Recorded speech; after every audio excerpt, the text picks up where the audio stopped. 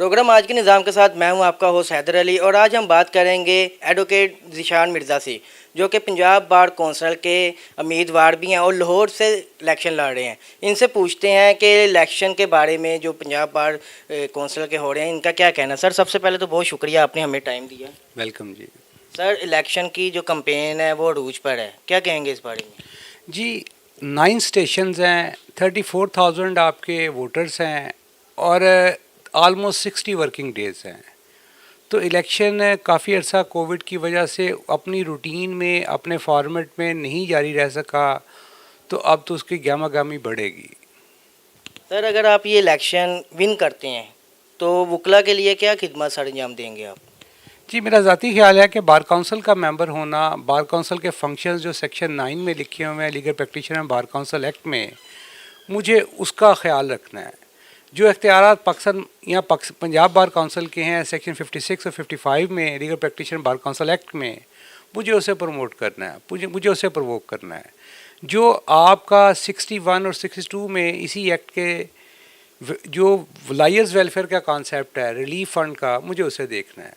कुछ ऑलरेडी काम कर रहा हूँ मैं रूल्स पे, और बार काउंसिल के रूल्स को इम्प्रूव करने का मतलब है वकला के 2 हिस्से बहुत इंपॉर्टेंट होते हैं।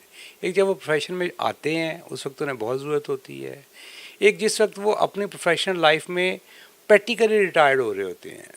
ये 2 फेज़ बहुत इंपॉर्टेंट हैं। हमें देखना है उन हालात को, मामलात को, पॉलिसीज़ को जिसमें आके एक आम वकील स्मूथली, कंफर्टेबली किसी को रिप्रेजेंट कर सकता हो। कम से कम उसके लहजे में इतमाद हो कि ये केस हम अदालत में लेके जाएंगे, उसका ये रिजल्ट निकलेगा। ये ट्रस्ट लेवल का फुकतान जो है, इसे हम कम करना चाहते हैं।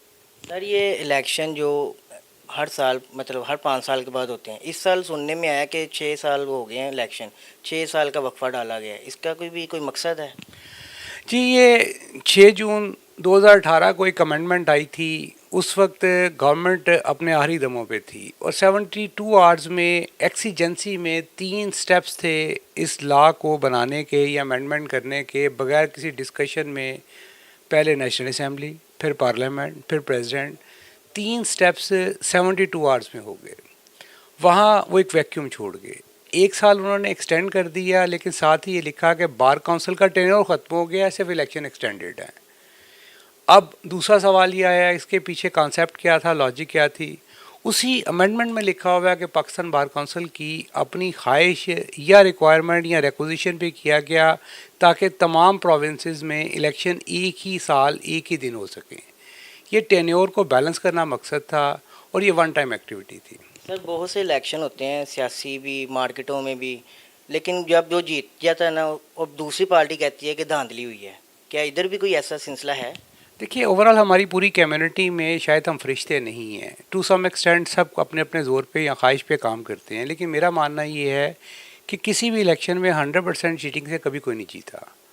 ये मार्जिन और एजिस पे फ़र्क आ सकता है। यहाँ भी शायद तवक्कुआत ऐसी ही रखते हैं हम कि 100% तो एक्यूरेसी और ट्रांसपेरेंसी नहीं है, लेकिन उसके बावजूद हम इसी पे बिलीव करते हैं, इसी को प्रमोट करते हैं। और हमारी कम अज़ कम कम्युनिटी में ये है कि जो लोग अनफेयर मींस यूज़ करते हैं वो वन टाइम एक्टिविटी होती है उसकी। जी, आपने सुनी इनकी गुफ्तगू और इनका यही कहना था कि वोट को कास्ट करें और उसी को वोट दें जो वोट का हकदार है।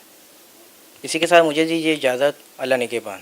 Yunus Mobile, wholesale dealer. All mobile brands available. 25 years of trust. Address 29 Main Hall Road, Lahore. Phone 042 372 44485. Base Gulberg, Lahore. Phone 0423 575 6613 and 14. Commerce और टेक्निकल बुक्स के बानी अजीम ग्रुप ऑफ पब्लिकेशंस 1988 से कायम शुदा पाकिस्तान और दुनिया के मुख्तलिफ ममालिक में अजीम ग्रुप की किताबें टेक्स्ट बुक के तौर पर पढ़ाई जाती हैं। उर्दू बाजार, लाहौर। Phone number 924237231448।